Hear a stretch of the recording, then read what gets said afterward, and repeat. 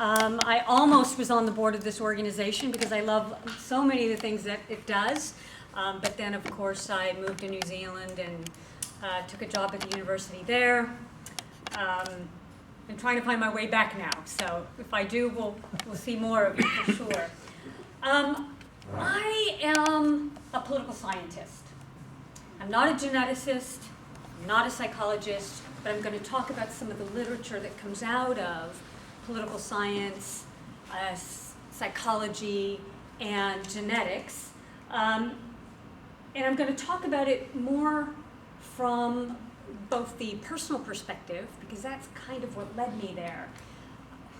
You know, I hadn't intended to become a scholar of this material, but what happened is, you know, I had to understand some of the things I was personally going through.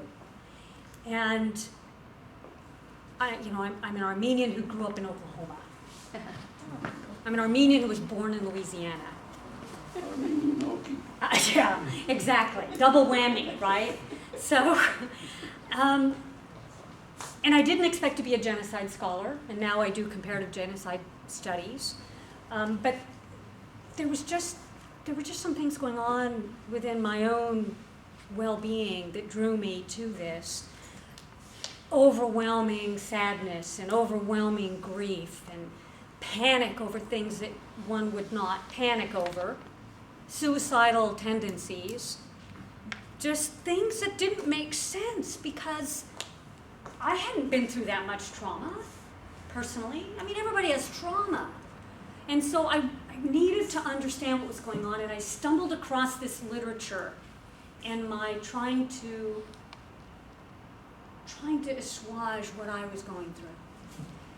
As it turns out, it's not that uncommon for children of genocide survivors and the grandchildren of genocide survivors, particularly when that trauma is unresolved. And it doesn't always happen for everybody. Sometimes it's assigned to one person in the family, and they are the ones that get to carry it and try to heal it. So I'm going to talk a little bit about, first of all, my own, how I got to this, how this is transmitted. Do I have the agenda up? Yes. What are the manifestations of intergenerational trauma, intergenerational grief? And then I'm going to talk about hidden Armenians and hidden Jews and what it means for them. Because these were people who discovered many generations later that they were among the people who were the hated ones. And they grew up as in the families of the oppressors. So it's been quite interesting. And then I'm going to talk, because I'm a political scientist, I have to talk about what the politics of this really all means. Where's the big picture? I am so happy to see you. Does everybody know about an Ingeji count here? It's lovely to see you. So, okay. This is Battered. Has anybody been there or been anywhere near there? Been there, yes. Battered. Yes. This is where my family is from. I'm dying to go there. So, a Turkish friend sent me this photo. And I'm going to get back to her when I talk about healing and what that means. So, my father's father was from Berejik. It was a very integrated Turks and Armenians living side by side during the time of the genocide. When the government decided to exterminate the Armenians, the townspeople actually opposed it. And they said directly to the officials, they said, the Armoudians are part of us. They're not rebels. They're not armed. They're part of our community. Why do you have to get rid of them? And the government, of course, said, well, they're infidels. And so they have to go. And so then the townspeople said, well, they're willing to Turkify. And they had come up with Muslim names, and my family didn't want to leave. I mean, this was their home for how many centuries. But it didn't work. The gendarmes, first set of gendarmes came, and they beat up my great-grandfather. He survived that. The second set of gendarmes came, but they were from the region. And so when they were deporting them, they actually advised them. And they said, don't go to Der Zor. We're not taking you to Der Zor. Because that's where so many mass slaughters were going on, right? Bribe your way into Raqqa. At least you'll have a chance of surviving. And most of them did not. Most of them didn't survive. My grandfather survived. 8 of his siblings died. One sibling survived. So he was essentially him and the baby, because he was the oldest and the baby survived. So then, but the story sort of gets better and it gets worse at the same time. Now, my mother's side, they were in the southern part of Turkey where they were close to the Mediterranean, so it was easier for them to just get in a boat and go to Cyprus. But something else happened there and nobody will talk about it. And that's that 2 girls disappeared. And I've never been able to get to the bottom of what happened. Did they get killed? Did they get sold? Did they get left? Don't know. But then it goes on, right? So this is the thing about being Armenian, and I think it's also true of others, Native Americans and Jews, where you flee from your land, from your homeland, where you've built your society, and you've built your art, and you've built your family, and you've lived there, and it's home. And you're ripped from your roots, right? And you go flee with a fragment of your family left, nothing of the things that you built, and you flee to where? Where did most Armenians go? Desert. Yeah, but then throughout the Middle East, right? Yeah. Yeah, Syria, Lebanon, Cyprus, Iraq, Jerusalem, Jordan, you know. And what do they all have in common? Yeah, so 2 things. Right, 2 things, right? Armenians are now a permanent minority, right? Everywhere they go, permanent minority. And they're all war-torn once again. So now you've got this sense of not only are you being annihilated, not for something that you did, but for who you are. And anybody that looks like you, or sort of talks like you, or has a name sort of like you. So there's something that is considered evil about just who you are by your genetics. Then you go to another country and you make your home and you try to develop a life. And you're again pushed into minority status and you have to get the hell out again, right? So there's this sense among Armenians of, A, there's this fundamental trauma. B, there's a trauma on top of a trauma. And then it goes on. So the thing that, one of the little light bulbs went off for me in 2006. I went back to Cyprus and Lebanon with my parents because that's where our family ended up. And when we got to Cyprus, we crossed over to the Turkish side. And we wanted to see the Armenian quarter, where my mother had gone to school, gone to church. And we're walking around this, and it's just in disrepair, and there's like graffiti, and you know, the windows are smashed out of the Armenian church, and she's walking around mumbling. And she said, "Where's my school? Where's my school? My school is gone." And it sort of dawned on me, this Taparagan. We're wanderers. We're nomads. We don't have a home anymore. And we're scattered. We're scattered and we're battered. So that's what led me to this place. Because when I really finally started getting to that, that's when I started feeling that intense grief, that intense sense of homelessness, that intense sense of anxiety. And it comes up sometimes when you don't want it to come up. It just shows up when it wants to. So I usually have a clicker. But so in essence, this is you can see this is Armenian property being destroyed.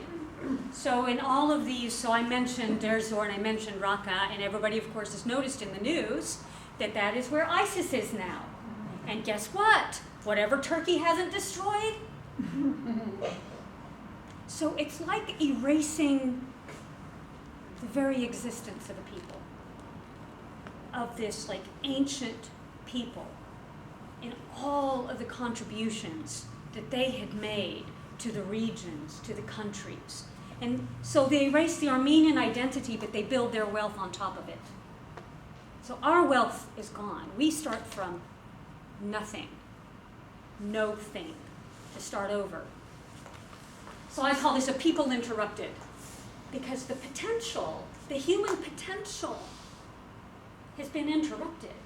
We're fragments of families. We're fragments of a people.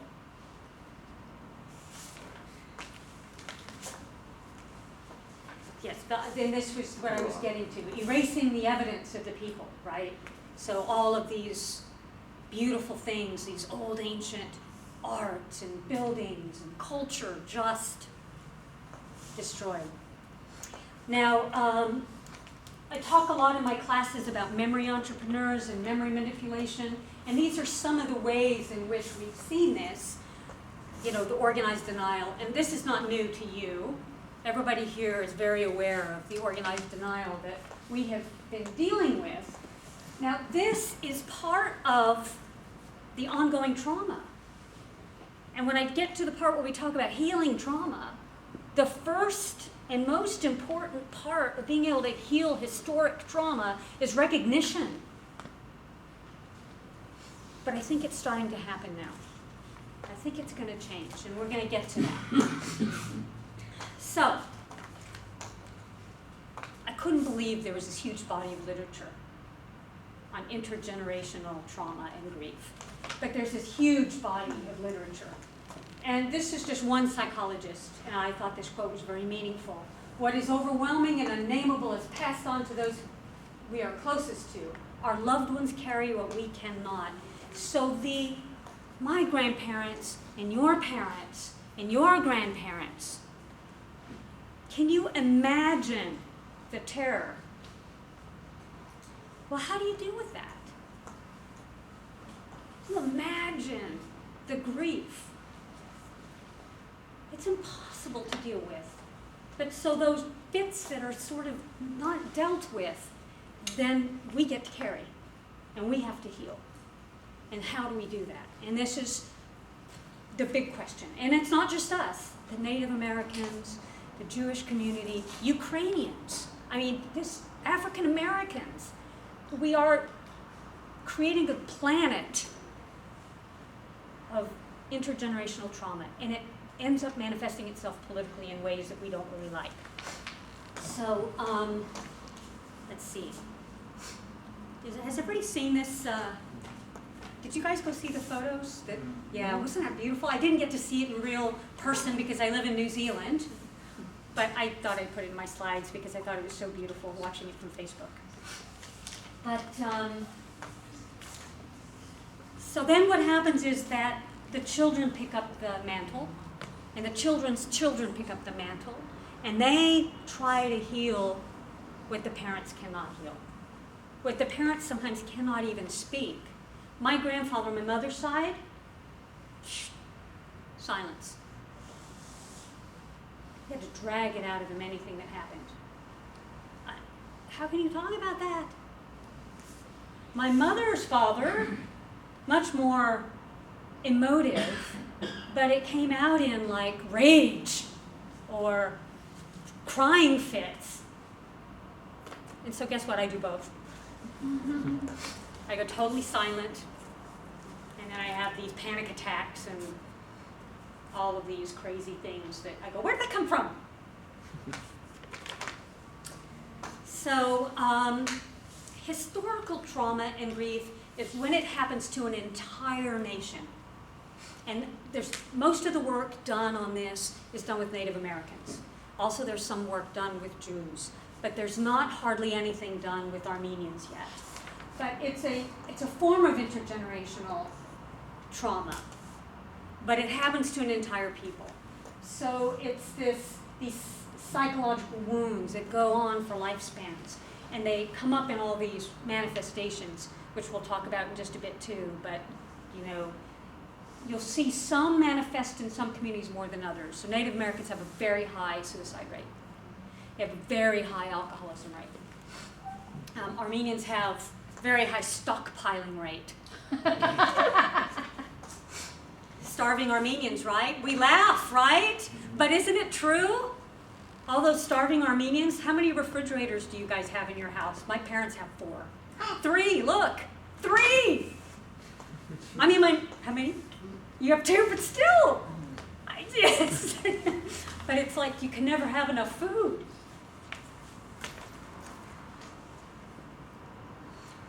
So this idea that I was talking about, that the trauma happens.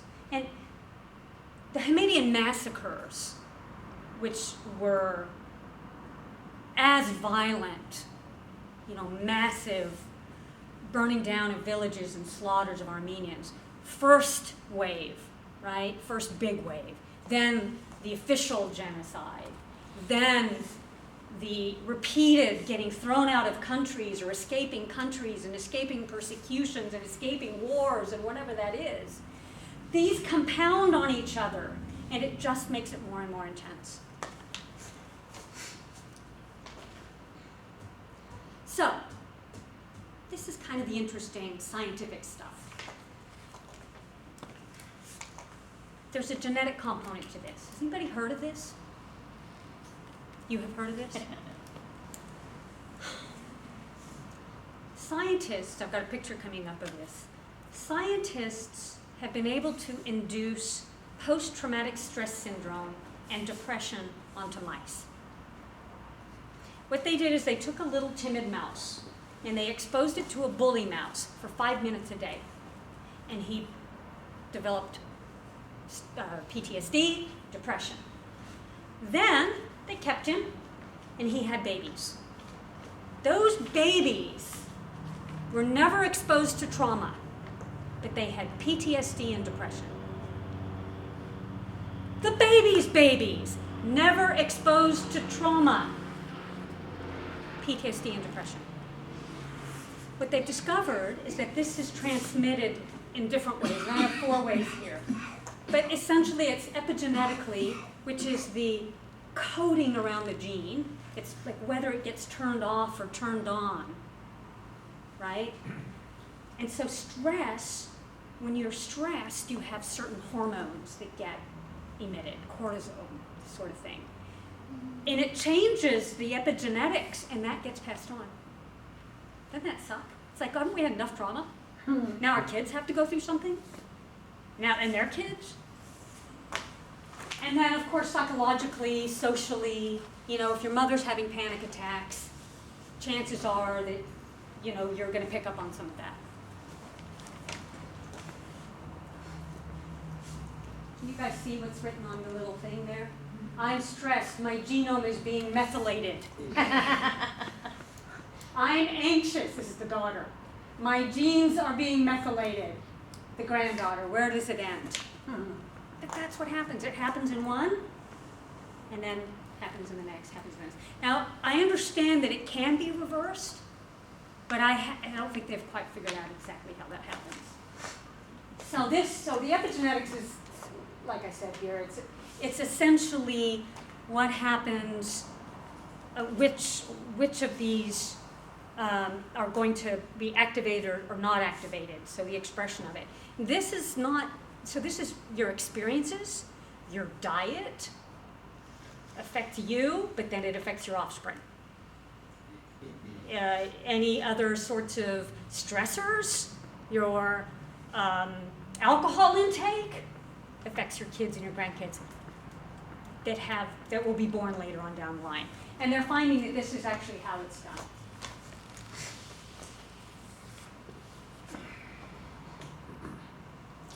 So let's see, is there anything here I haven't said yet? I think that the piece that I haven't said yet is that this is how you see the long-term effects of the trauma. It's from the trauma exposure on down. This quote that you see in the second column, the body keeps score. This guy who wrote a whole book on this. Because it gets stored into our body. Oh, see, there's the mouse. I told you there was a mouse. Nobody believed me. So it also helps to explain how somebody might be perfectly adaptive in one situation and maladaptive in another. So same person, panic attack in this one, but no panic attack in this one. Perfectly competent. And it's just this switching that goes on. And yeah, so that's the idea there. Simultaneous frailty and hardiness in the same. So the very thing that makes us frail also makes us survivors, right?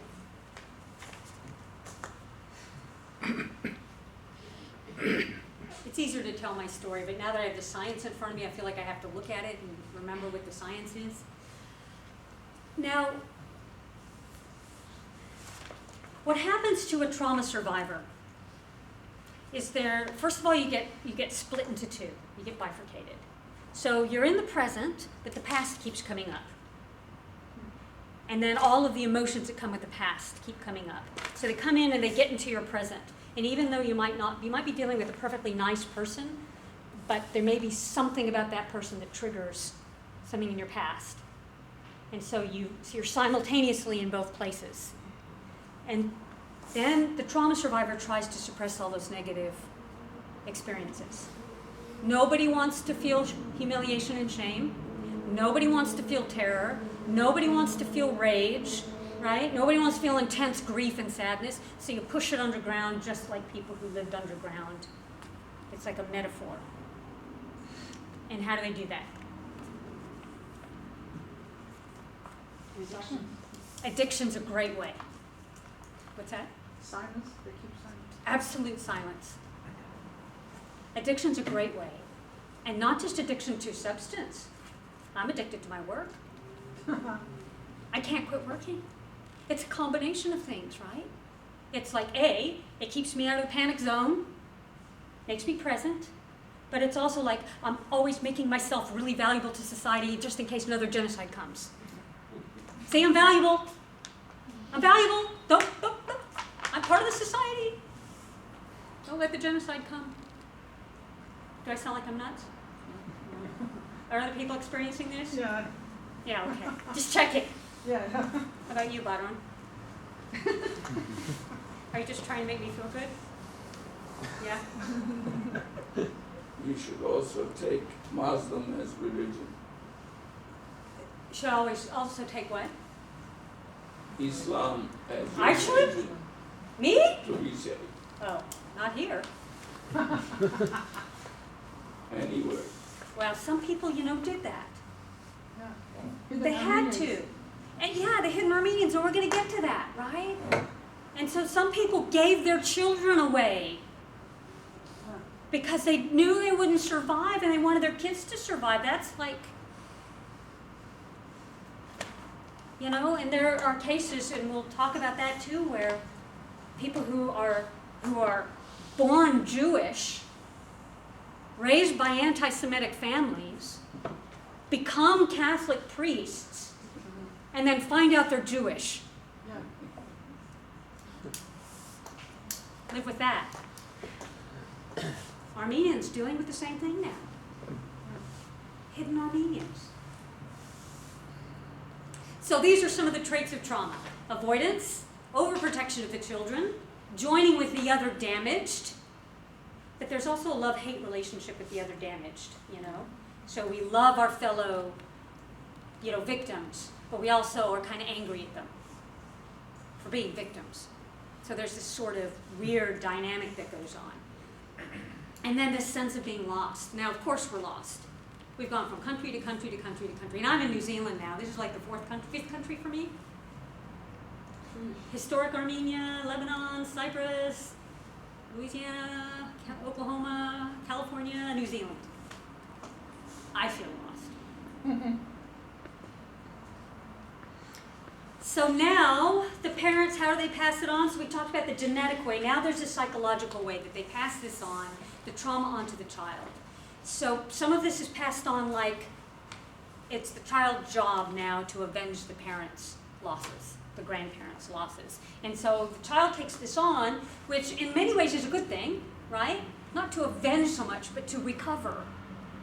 But on the other hand, they give up some of their individual lives for making their lives about this. So there's like no kind of separation in it. The thing that I've been experiencing is this, like I said, these intense emotions that really don't belong in my life. I'm feeling them from my grandfathers. I have nothing to feel terrorized about. I have nothing to feel terrorized about. I live in New Zealand, the safest country in the world. But it sneaks in.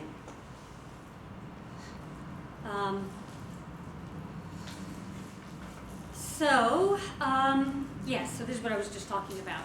The mission given from the parent, but it deauthorizes them to live their own lives. They grow up with this sense of urgency about it.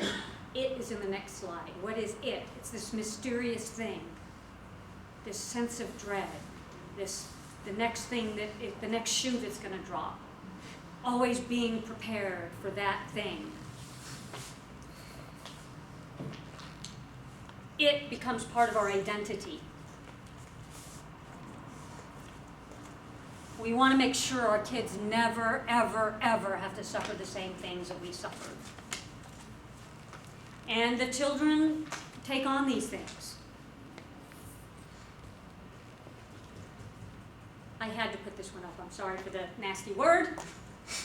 This is from, again, like from Native Americans.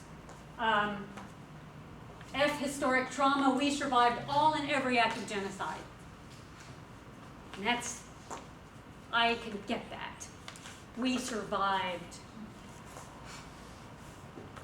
Despite the fact that we lost 9/10 of our family. So there's F, historical trauma, but at the same time there's all of these people that were ours. So this is, when you look across the generations that followed a genocide, or in the case of Ukraine, they've done some studies on Ukraine, the famine, where 30 million people, Stalin, essentially killed 30 million Ukrainians through the famine, killing people for eating an onion. I mean, it was just awful. But these are just some of the traits that start to develop in the offspring, more than in the grandparents, the next one and the next one. So it's, like I said, especially for Native Americans, it's suicidal behavior and alcoholism and other kinds of addictions, but it's also untreatable depression. And sometimes it's just low level, it doesn't quite raise to the level of being dysfunctional. But outbursts of uncontrollable rage or apathy. Sometimes it's just like dead, that you feel dead, just like your ancestors. You feel nothing. And these are all coping mechanisms. Distrust of outsiders. So we just surround ourselves with us, because they might kill us. They will hurt us in some other way, whether it's cultural or financial or whatever it is. In this thing about safety and hostility towards other Armenians, within Armenians, we feel the safety of them, we love them, they're our family, and yet there's like this hostility that gets expressed internally towards each other. This is one of mine, professional overcompensation. I can never do enough. I've written one book, I'm doing my second book, I'll probably do a third book, I've got a radio program, I teach at a prestigious university, I'm going to keep going until I built this fortress of they're never going to kill me. But it doesn't work that way, because it just doesn't work that way. It's just piling on top of the wound. People are looking at me like astonished, like this woman is crazy. No, quite the opposite. I see myself. By the way, women are the worst. And now I understand it. That's right. And the stockpiling, the hoarding. So you walk into my parents' house, they keep having to buy bigger and bigger houses just to store their stuff. And it's like I moved out of the house, my closet's full of their stuff. My brother moves out, his closet's full of their stuff. Stuff they will never use, never touch. It's just, it's like a security blanket. It's like this fortress you're building. Okay, let's just do a little bit on the hidden people. And this was what I was talking about just a bit ago. So what happens when you awaken one day and you find out you are somebody else? What happens to your identity? Identity needs continuity. And identity is how our relationships are built. So what happens when you wake up one morning and you find out that you are the enemy? That the enemy is inside of you? This is creating all kinds of crises for people. Cow thinks he's a cat, for God's sake.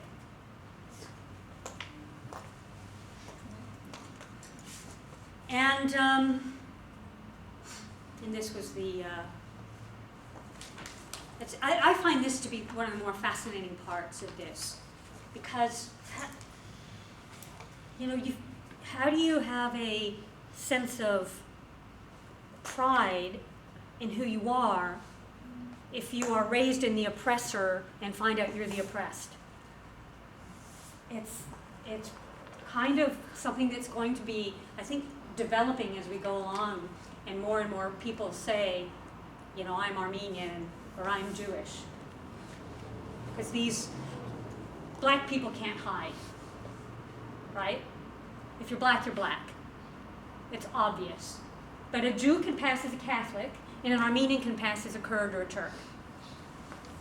I was sitting next to a woman on an airplane one day. I kept looking at her going, she's Armenian. I could tell she's my sister. I said, hey, where are you from? I'm Turkish. And I was like, no, you're not. You're part Turkish, maybe. You're a hidden Armenian. But I didn't say it. You just know it, Okay, so the politics. What are the politics of this? Anybody got a guess? I'm a political scientist, so I have to talk about politics. What's that? What happens when you have a generation that really feels the burden of a genocide? Dysfunction. Definitely dysfunction. So, anger. Disenfranchisement. Definitely disenfranchisement. Yeah, so one thing that happens is that victims become victimizers. So you felt powerless, so you take somebody else's power away. And so and you start to see this more and more. This creates more and more ethnic wars. People seeking security in their own enclaves. People who used to live together side by side. So my mother talks about when she grew up in Cyprus, we lived next to the Greeks and the Turks, and we never had any problems with each other. We all lived together. My grandfather, who I know lived side by side with Turks, and the Kurds were just around the corner, there was no problem. This is something that was originally imposed by governments seeking power, and now they've created this ongoing, I take power from you, you take power from me, I kill your babies, you kill my babies. This is one of the roots. So there's a Jewish guy who was a Knesset member named Avraham Berg. Anybody heard of him? Avraham Berg. He wrote a book about what was happening in Israel. And the name of the book was "The Holocaust is Over. We must rise from its ashes." It's a wonderful. Yeah, you liked it? And this is part of what he was talking about, right? The overreaction to everything. Like, there's a rocket coming from Gaza. Oh my God, it's the Holocaust! Right? Yeah. It's a rocket from Gaza that doesn't really, it's not necessarily going to harm very many people. But we have to respond as if it's the Holocaust and completely go into Gaza and just wipe out a whole region. That's overcompensation. That's the outcome of unresolved historical trauma. It's awful, huh? I wish we could do the same thing in. See, but they say that too. And this is the thing. If we do it to them, then you create this perpetual hatred cycle. Yeah. And that's what we can't do. We can't keep making it worse. We have to find a way to make a world safe for us, but not unsafe for others. Because otherwise we're just going to kill each other all. Yeah. And that's where I'm getting to at this point. So this is the thing about war. The internal becomes the external. The war out there is a reflection of what's going on in here. So the worlds are intertwined, and this is the thing I was saying about Shoah survivors inflicting trauma onto Palestinians, and then vice versa. And then the cycle continues, and they build on each other. And then people who seek power, who are the most wounded, who get into government positions of power, exploit memory to just make us kill each other more.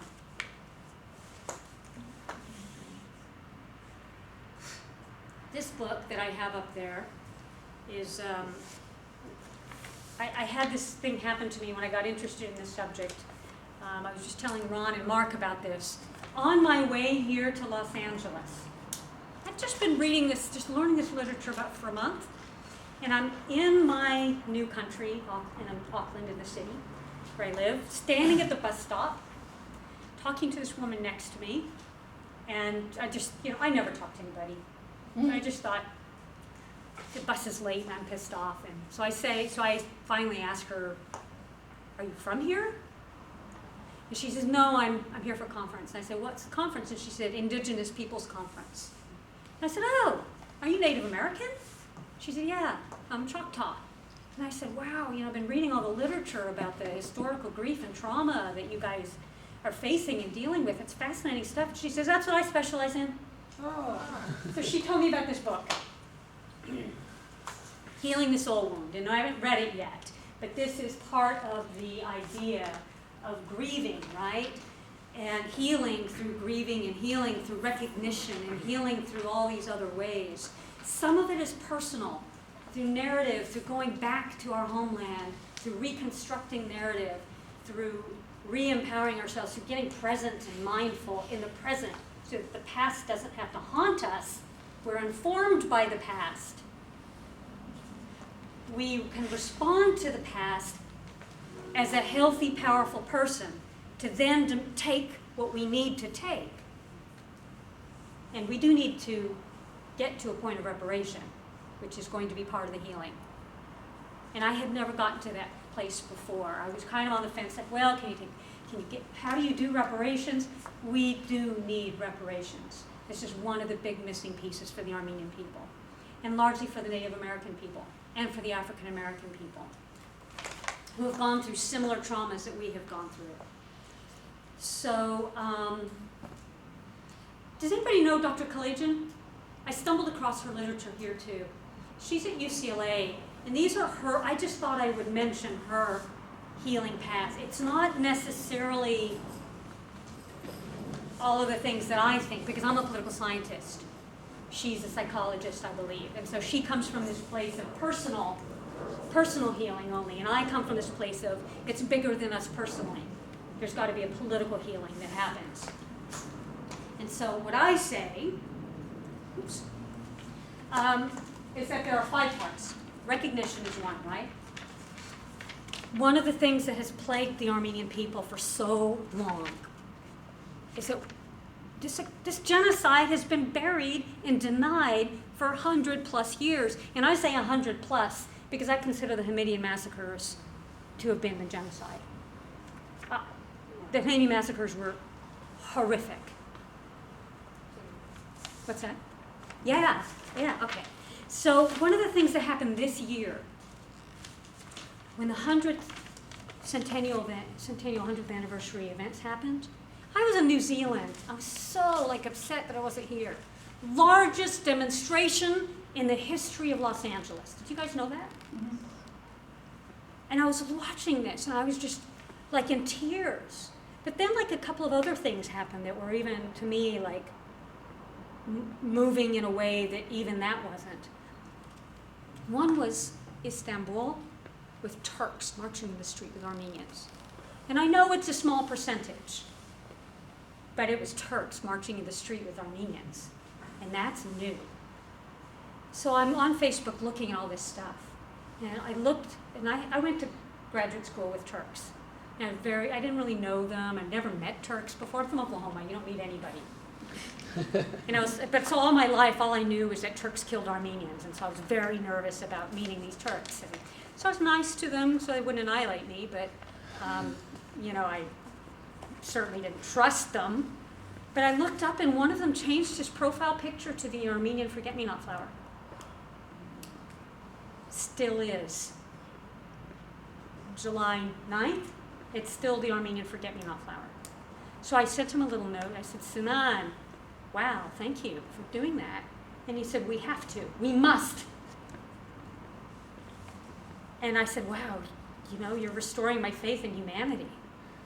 And then I got an email from another Turk that I went to graduate school with, Denise, and she wrote me a long apology. Long apology. I'm deeply sorry for what my people did to your people. Now, she had been a denier. When we were doing our PhDs, she was like, my dad was in the military, I know Armenians killed Turks. The whole story, So she not only apologized for what her people did to my people, our people, but she apologized for the denial. She goes, I get it now, I'm sorry. And I'm crying as I'm writing this. She got it. And so I was thinking to myself, there's a shift going on.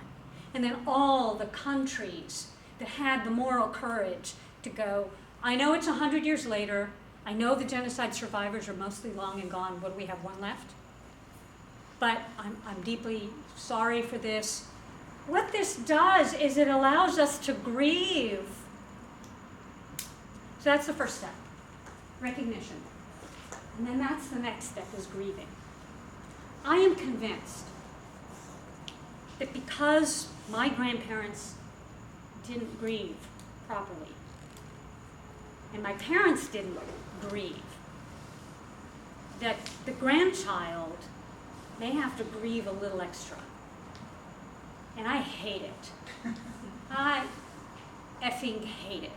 I am tired of the sadness, but I just think that I just got no choice. But I think once the grieving evolves, the healing begins. This is what psychologists say. I'm not a psychologist, remember that. There's a psychologist in the room, though.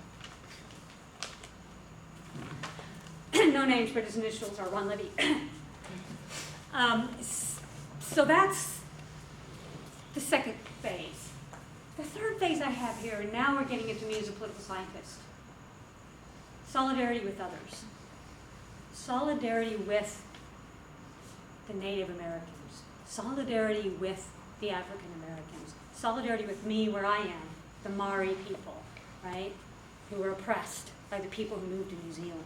Or the Moriori. There's one Moriori person left in New Zealand. Total annihilation. One Moriori person left. Devastating.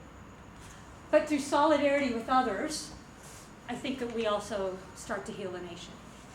Because our wounds are almost unhealable, but so are theirs. Restoration. I think it's time for an official apology. I never felt so strongly about it ever in my life, and I think that if people could see the political consequence of never giving this apology and never acknowledging what they did, their ancestors did to our ancestors, that we could get this through. And then the reparation. Now we can never get back what we really had. We're never going to have back our old lives. but we could get something back. We could get Mount Ararat. We could get, I mean, nobody lives on Mount Ararat. That's not a big loss. And there are other things like that that should be done in the negotiation. That would be healing. Official apology. And I'm sorry, take this. I know I can't give you back everything you had. I know we've destroyed your family, and I know we've destroyed your land, and I know we took away what you could have been. I know your potential has been diminished because of what our people did to your people. But at least take this. That would be healing. And then the last thing I say is we have to build a humanity that just stops doing this to each other. It has to be safe. It has to be safe. This is the stuff I study, and I don't know how to do it. The end. Thank you.